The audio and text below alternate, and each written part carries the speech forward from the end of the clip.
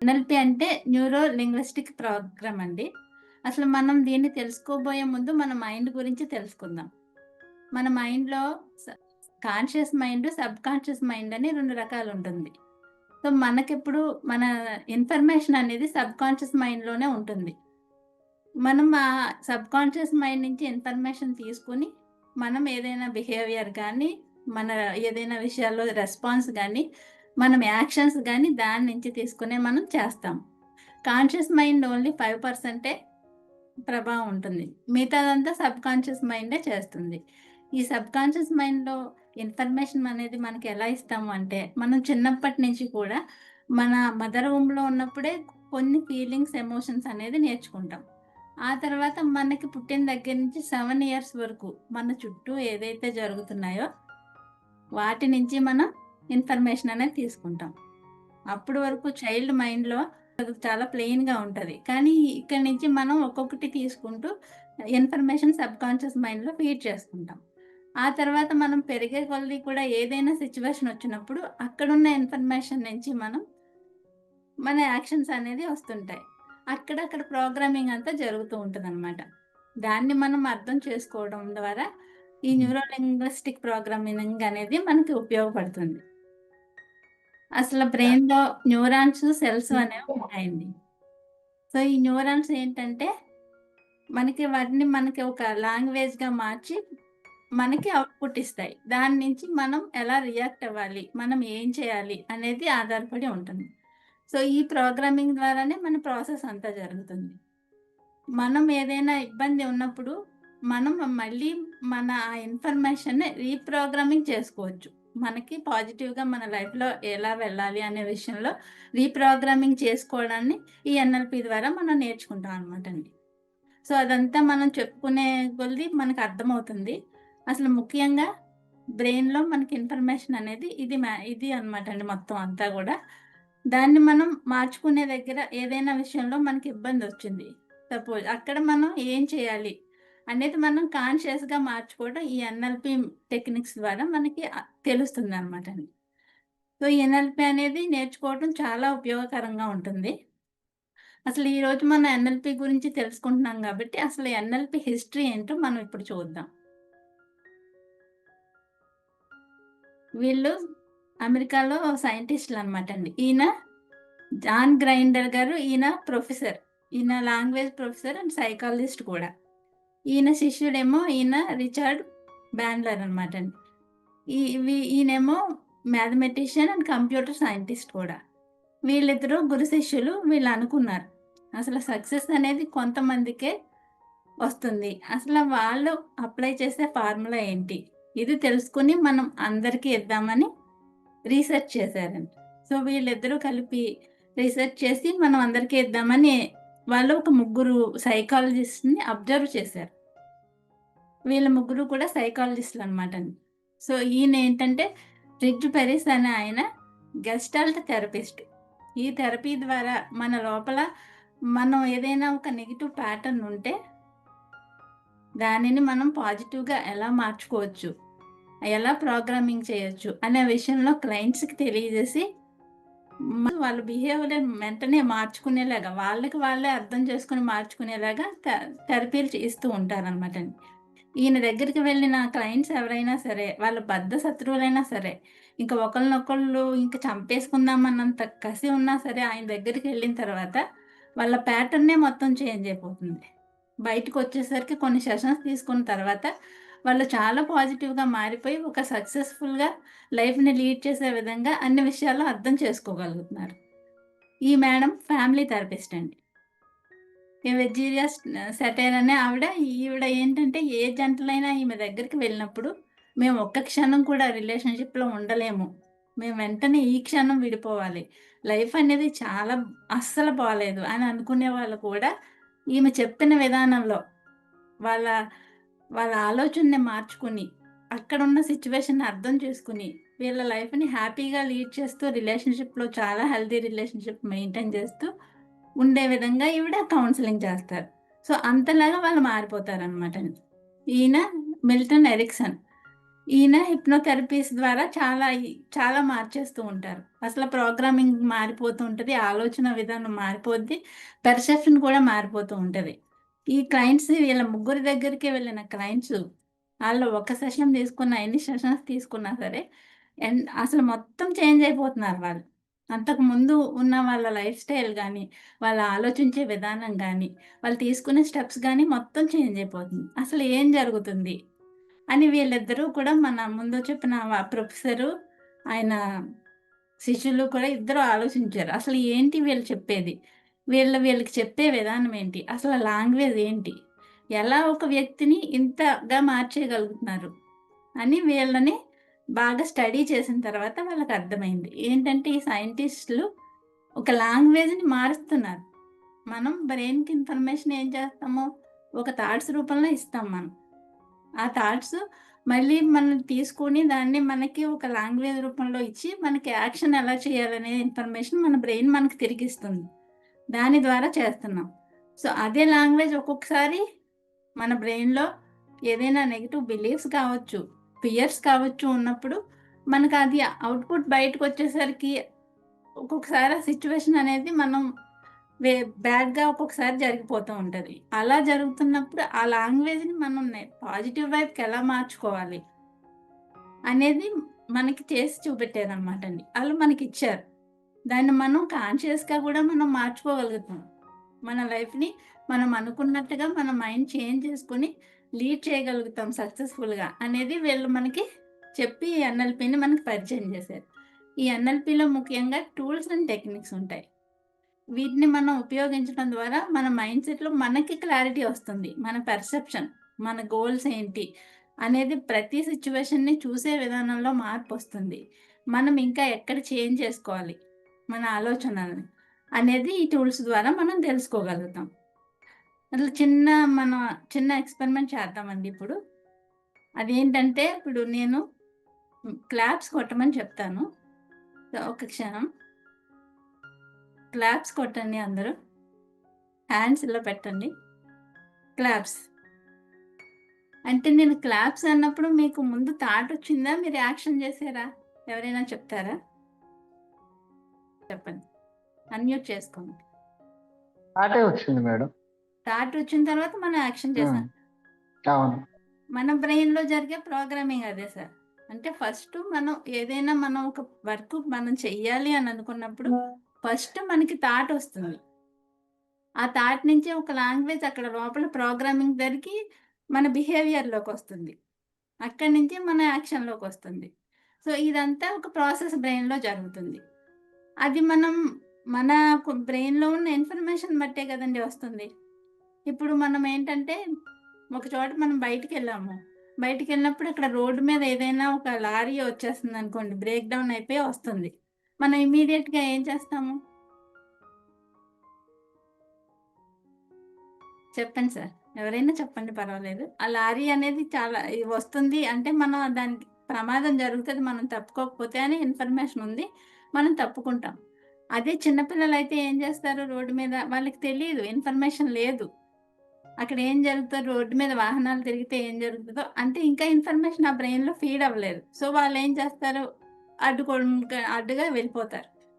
అంటే మన ఇన్ఫర్మేషన్ బట్టి మన థాటొచ్చి మనం అక్కడ రెస్పాండ్ అనేది అవుతున్నాం.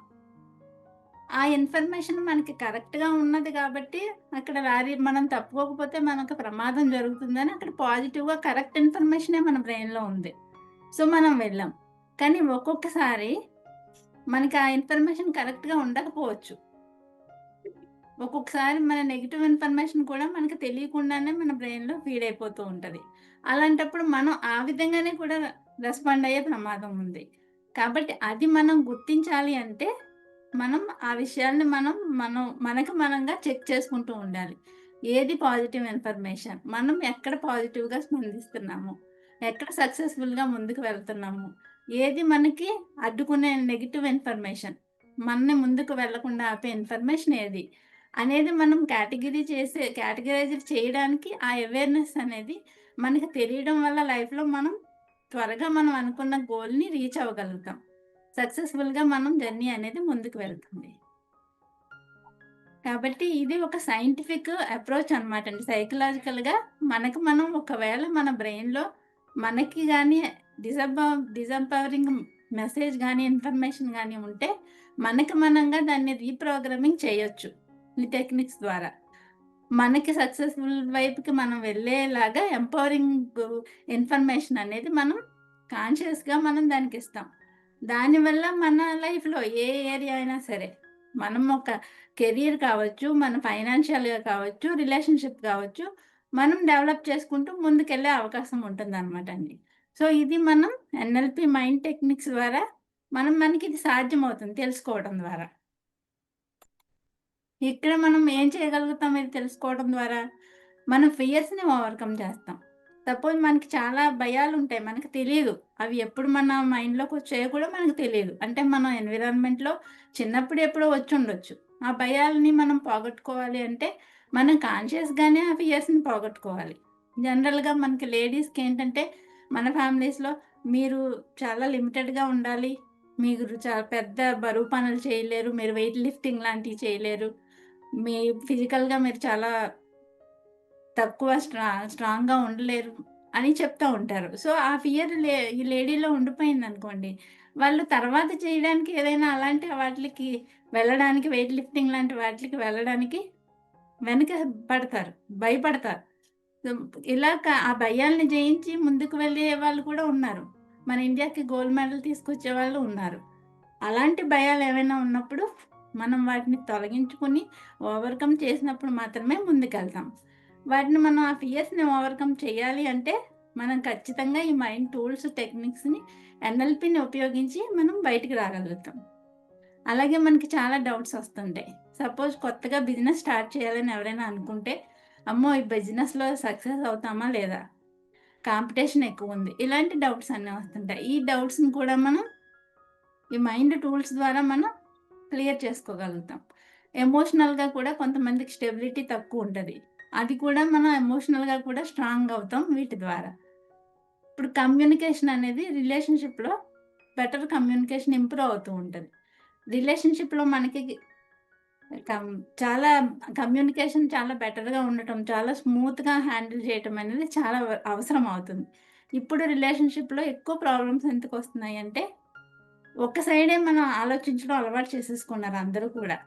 సో, వాళ్ళ పర్సెప్షన్‌లోనే ఒక సిట్యుయేషన్‌ని, ప్రాబ్లమ్‌ని చూస్తారు. అవతల వ్యక్తి యొక్క పర్సెప్షన్ నుంచి చూడరు. అదే మన ఈ ఎన్ఎల్‌పి నేర్చుకోవడం ద్వారా సో, ఆ పర్సెప్షన్ వాళ్ళ వైపు నుంచి కూడా మనం ఆలోచించి, అటు సైడ్ నుంచి కూడా అర్థం చేసుకోవడం మొదలుపెట్టినప్పుడు ఈ రిలేషన్‌షిప్ అనేది చాలా బావుంటుంది. ఉదాహరణకి మన ఈ కమ్యూనికేషన్ అనేది స్మూత్‌గా ఎలా హ్యాండిల్ చేయాలనేది ఒక చిన్న కథతో చెప్తాను నేను. ఏంటంటే ఒక రాజుగారు, మంత్రి గారు ఉన్నారు. ఒక సభలో ఉన్నారు. నిండు సభలో ఉన్నారు. సభలో అందరూ చాలామంది ఉన్నారు. అక్కడకి రాజుగారు ఒక ప్రశ్న అడిగారు. రాజు గొప్ప, దేవుడు గొప్ప అని చెప్పి మంత్రి గారిని అడిగారు. మంత్రి గారు దీనికి సమాధానం చెప్పాలి. సభలో అందరూ అనుకుంటున్నారు, ఏం చెప్తారు రాజుగారని చూస్తున్నారు. అప్పుడు ఏమన్నారంటే రాజుగారు మంత్రి గారు ఏమన్నారు, రాజుగారికి ఇబ్బంది కలగకుండా నేను చెప్పాలి అని ఆలోచించి ఆయన ఇలా చెప్పారు. మా రాజుగారు ప్రజల్ని కన్నబిడ్డల్లాగా చూసుకుంటూ పాలిస్తూ ఉంటారు.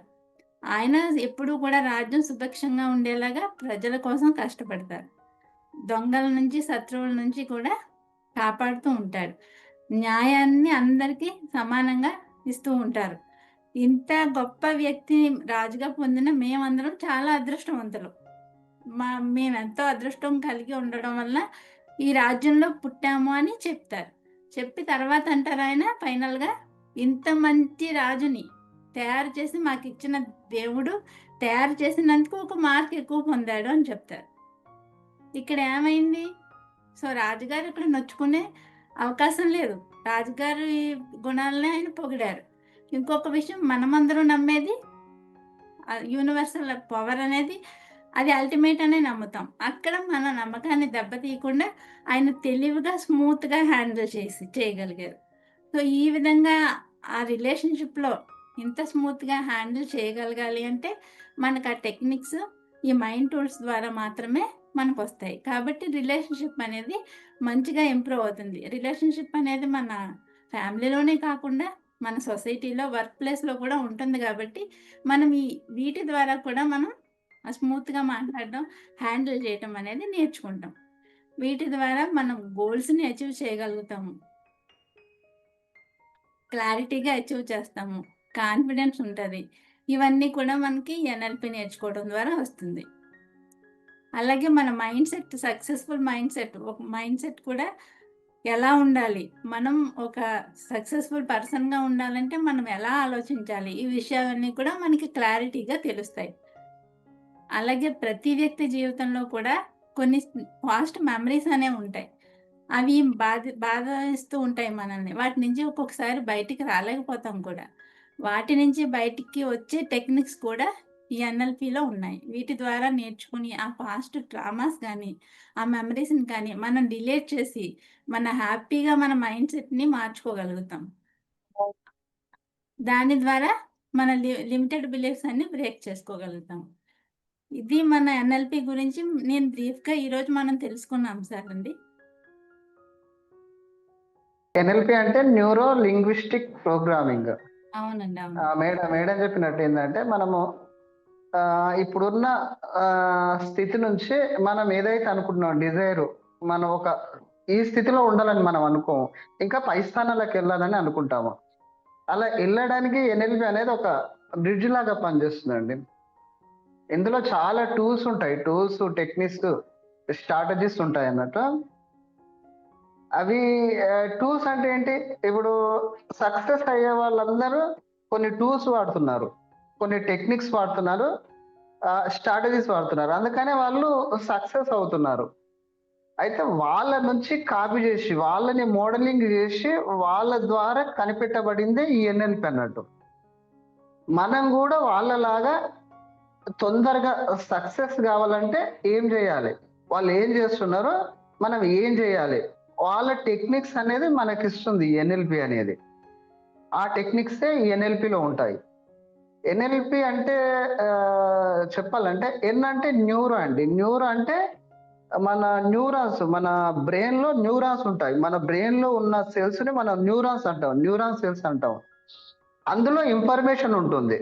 ఇప్పుడు మేడం చెప్పినట్టు మనం చిన్నప్పటి నుంచి మన ఎన్విరాన్మెంట్ నుంచి ఏమైతే ఇన్ఫర్మేషన్ తీసుకున్నామో, ఫస్ట్ మనం పుట్టినప్పుడు మన బ్రెయిన్ లో ఎలాంటి ఇన్ఫర్మేషన్ ఉంటుంది మన న్యూరాన్స్ లో, పుట్టినప్పుడు. ఆ తర్వాతలో కొంచెం కొంచెం తీసుకుంటాము. చూసినప్పుడు అమ్మ అని, నాన్న అని, చూడడం ద్వారా, వినడం ద్వారా, ఓకే, మన సెన్స్ ద్వారా అంత ఇన్ఫర్మేషన్ తీసుకొని మన బ్రెయిన్ లో స్టోర్ చేసుకుంటాం అన్నట్టు. అది అది న్యూరో.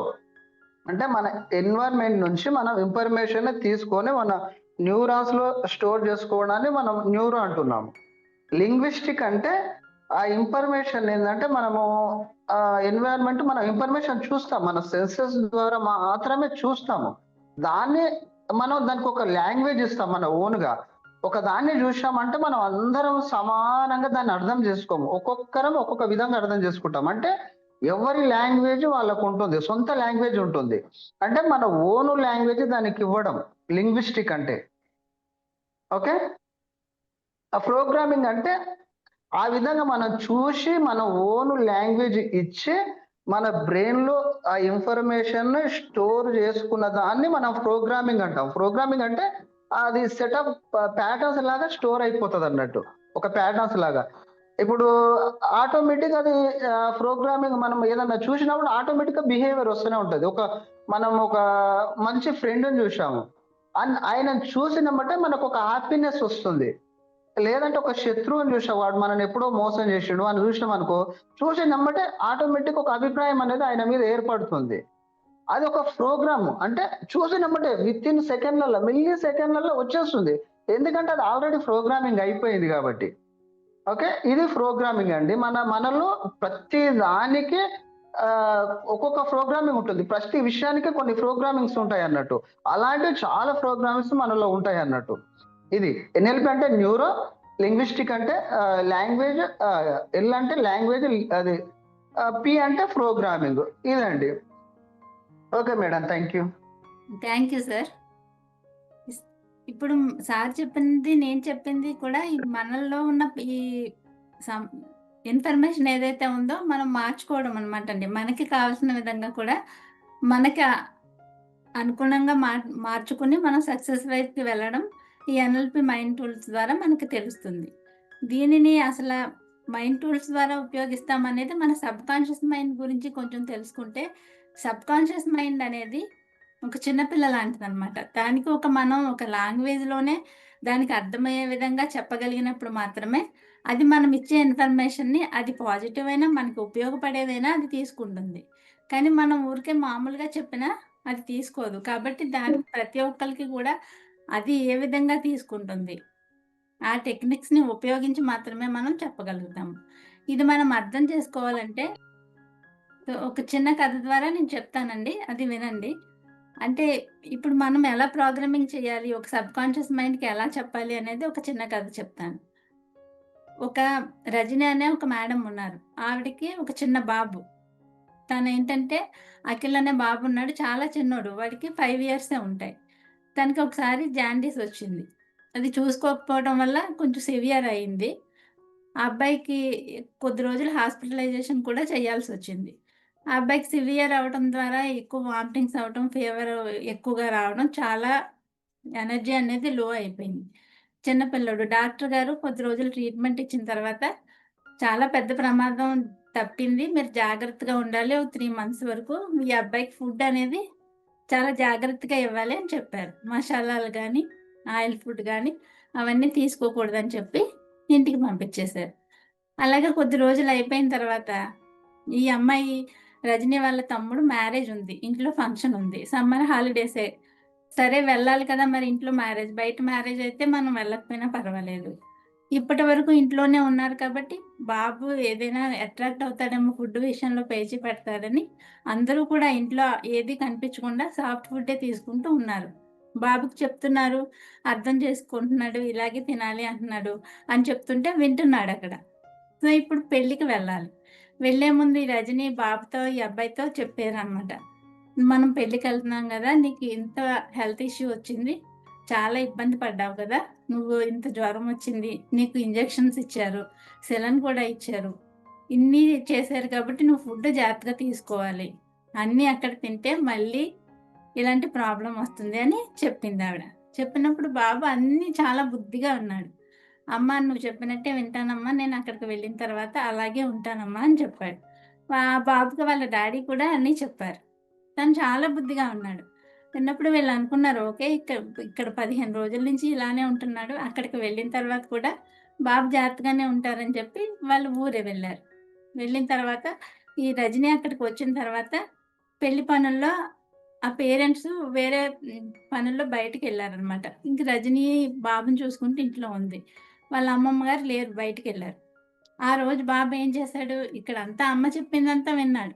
అక్కడికి వెళ్ళిన తర్వాత అన్ని ఫుడ్ చూసి, ఆయిల్ ఫుడ్ అది చూసి, బిర్యానీ అది చూసి నాకు కావాలని పేచి పెట్టడం మొదలుపెట్టాడు. పెడితే ఈవిడ రజని చెప్తుంటే వింటున్నాడు. ఓకే అంటున్నాడు. నేను తిన్నా అంటున్నాడు. బట్ మళ్ళీ బయటకి వెళ్లి చూసిన తర్వాత నాకు అదే ఫుడ్ కావాలని పేచి పెడుతున్నాడు.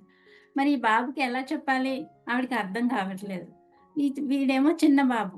వీడికి దాన్ని ఎలా తీసుకోవాలో అంటే ఇంత పెయిన్ చూసాడు కానీ, చిన్న బాబు కదా మర్చిపోయాడది. తను చాలా సఫర్ అయ్యాడు. ఇంజెక్షన్‌లంటే భయపడ్డాడు, ఏడ్చాడు. అదంతా చూసాడు. కానీ ఫుడ్ చూసేసరికి మర్చిపోతున్నాడు.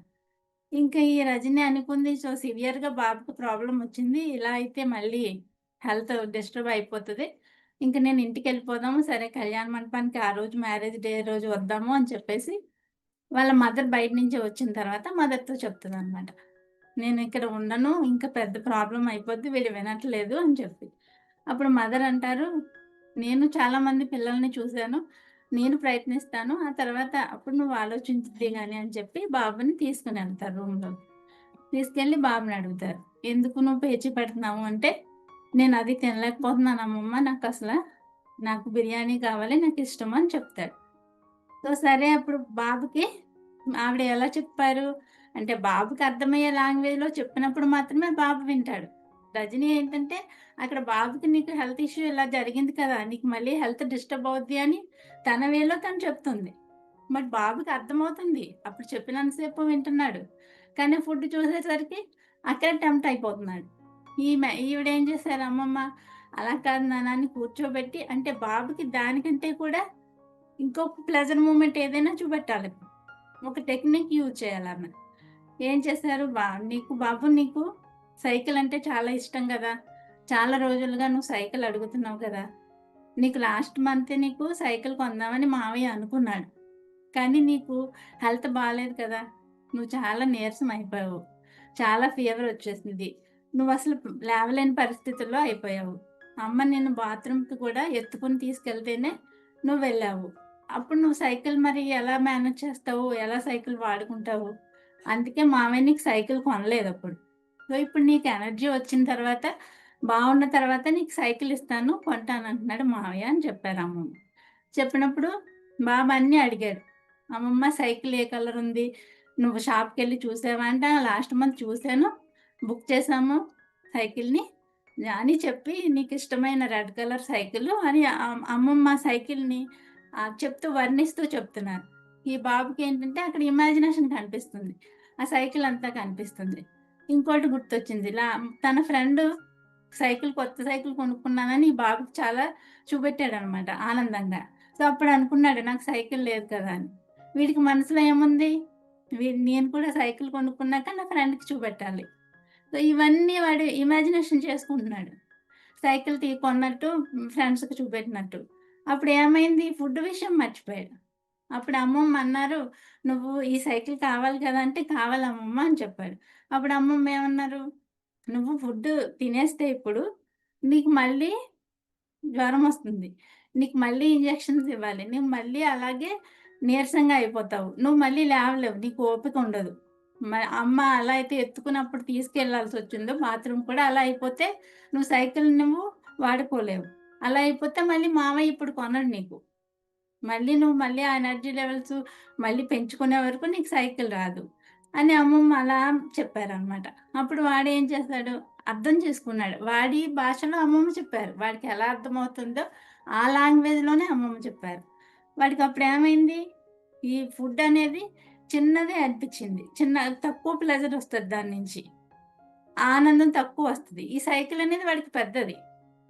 సో, అక్కడ ఆనందాన్ని వాడు చూసాడు. అప్పుడేమైంది, వాడేంటంటే ఓకే. నేను ఫుడ్ తినకూడదు అని నిర్ణయించుకున్నాడు. సరే అని ఒప్పుకొని బయటకొచ్చిన తర్వాత ఇంకొకళ్ళెవరో వచ్చి "మీ అమ్మ అలాగే అంటది. ఇదిగో బిర్యానీ తిను" అని చెప్పి ప్లేట్‌లో తీసుకొచ్చి పెట్టారు బంధువులెవరో. అప్పటి వరకు పేచీ పెట్టిన ఈ అబ్బాయి వచ్చి అమ్మ దగ్గరికి, "అమ్మ నేను వద్దంటుంటే పిన్ని నాకు బిర్యానీ పెడుతుందమ్మా. నేను తింటే నాకు జ్వరం వస్తుంది కదా! మళ్ళీ నేను ఇంజెక్షన్ చేయించుకోవాలి కదా!" అని చెప్తాడొచ్చి అమ్మకి. సో, ఇక్కడ చూడండి డిఫరెన్స్. ఇద్దరూ ఒకటే చెప్పారు. అమ్మ కూడా బాబుకి హెల్త్ గురించే చెప్పింది. "నువ్వు తింటే ఇలాగ నీకు హెల్త్ పాడైపోతుంది. నిన్ను హాస్పిటల్‌లో పెట్టాలి. మళ్ళీ ఇలా అయిపోతావని" చెప్పింది. ఆల్రెడీ వాడు పెయిన్ చూసాడు కూడా. పెయిన్ చూసాడు. ఇంజెక్షన్స్ అంటే భయముంది. కానీ వాడికి వినాలంటే మళ్ళీ మారాం చేసాడు. అదే అమ్మమ్మ బాబుకి వేరే లాంగ్వేజ్‌లో వాడికి అర్థమయ్యే లాంగ్వేజ్‌లో చెప్పినప్పుడు వాడు బ్రెయిన్‌లో రీప్రోగ్రామింగ్ అనేది జరిగింది. సో, ఆ లాంగ్వేజ్ బ్రెయిన్ అర్థం చేసుకుంది. కాబట్టి అప్పుడు అంత చిన్నవాడు గూడా వాడు అర్థం చేసుకొని, ఆ విషయాన్ని అంటే వాడి రీతిలో వాడు అర్థం చేసుకొని మార్చుకున్నాడు.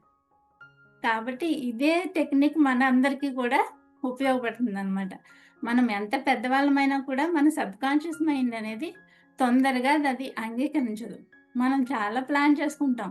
సో, మనం హెల్త్ గోల్ కావాలనుకుంటే మార్నింగ్ లేవాలనుకుంటాం, ఎక్సర్‌సైజ్ చేయాలనుకుంటాం. అలాగే ఇంక అన్నీ మెడిటేషన్ అనుకుంటాం, మంచి హెల్తీ ఫుడ్ తీసుకోవాలనుకుంటాం. అన్నీ ఫిక్స్ అవుతాం. మన కాన్షియస్ మైండ్ ఓకే. అగ్రీ అవుతది చేయడానికి. దానికి కాన్షియస్ మైండ్‌కి చిన్న మోటివేషన్ చాలు. ఓకే అని చెప్పేస్తది. టైమ్ టేబుల్ ప్రిపేర్ చేసుకుంటది. మరి సబ్‌కాన్షియస్ మైండ్ ఏంటంటే త్వరగా అగ్రీ అవ్వదు.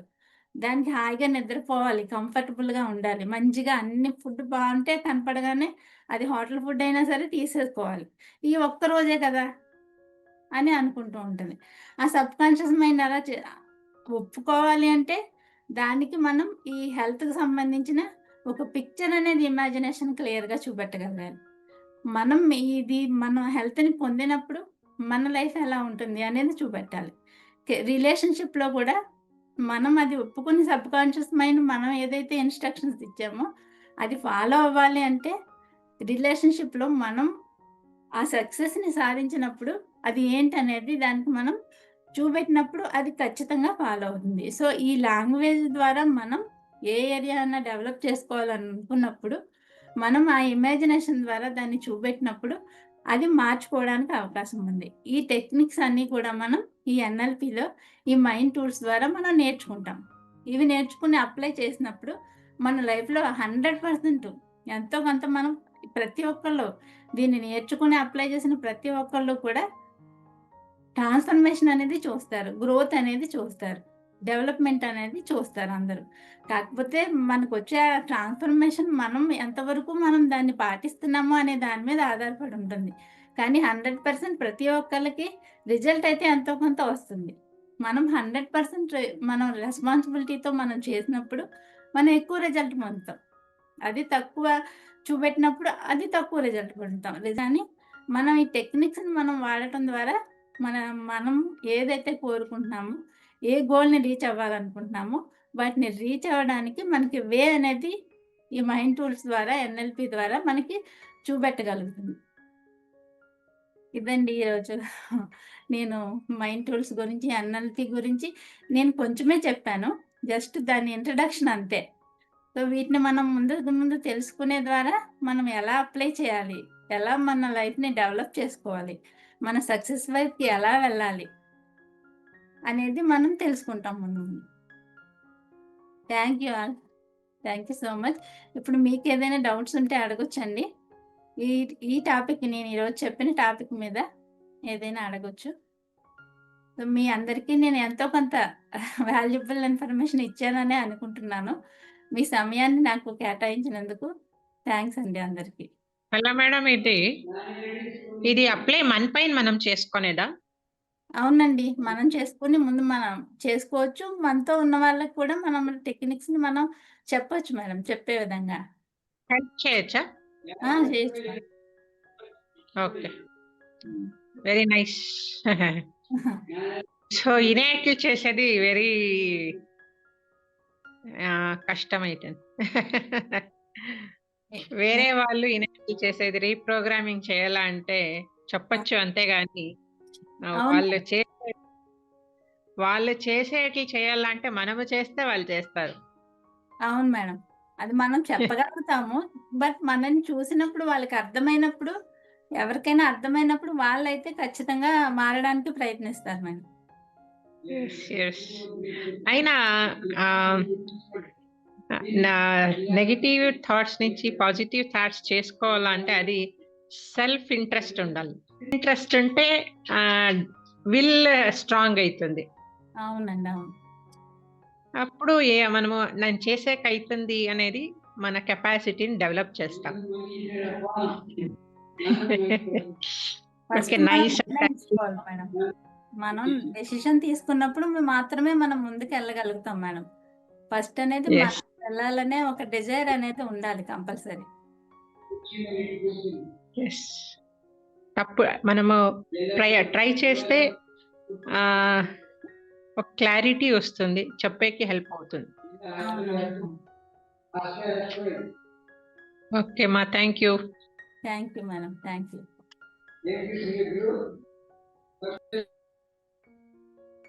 మేడం చెప్పండి సార్. మేడం నెగిటివ్ థాట్స్ రాకుండా ఉండాలంటే దానికి టెక్నిక్ ఏమైనా చెప్తారా మేడం? నెగెటివ్ థాట్స్ రాకుండా ఉండాలంటే సార్, ఆ నెగెటివ్ థాట్స్ వల్ల మనకొచ్చే పెయిన్ ఏంటో మనం చూడాలి సార్. ఆ నెగెటివ్ థాట్స్ పోవడం వల్ల మన లైఫ్‌లో ఉండే మన అభివృద్ధి అదే సక్సెస్ ఏంటి? దానివల్ల మనం పొందే లాభం ఏంటి కూడా చూడాలి సార్. Okay madam.